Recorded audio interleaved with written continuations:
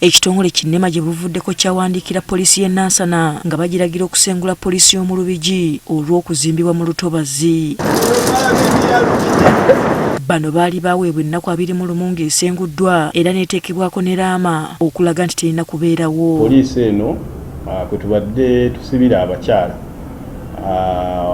we kubadde akaduukulu k'abakyala mu division y'e Nansana. Kyokka olwaleero kitwewunyisizza okutuukawo nga poliisi eno esanguddwako laama ebadde yagiteekebwako.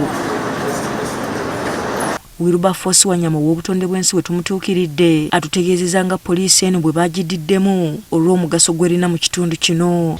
Poliisi eyo tukyali viewinga embeera yayo y'okubeera awo. At later stage tujja kulaba engeri gye tucorrectingamu some of the mistakes ensobi zibadde zibeerawo naye nga tetugenda gikwatako egenda kusigala nga weeri. Agamba bakizudde nti obumenyi bw'amateeka bwandyeyongera singa emenyebwawo. Ekifo kino bwekireka nga kiri wano kiri kyokka obumenyi bw'amateeka abantu okubatta bujja kuba bw'amaanyi. Ate abantu abamu bw'ogamba nti we applying selective application of the law, ekyo kyo mu mateeka nakyo kikirizibwa.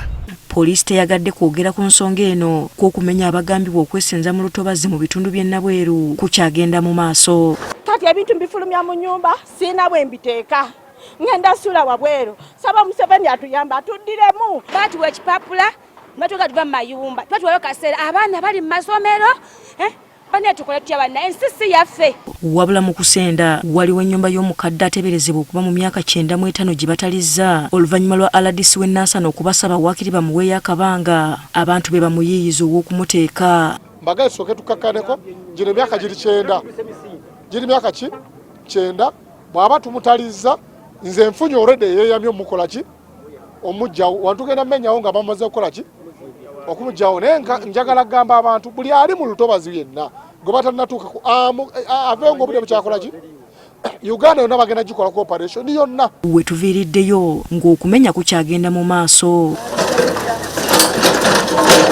Asfa Nanvuma agafeeyo ku Spark TV.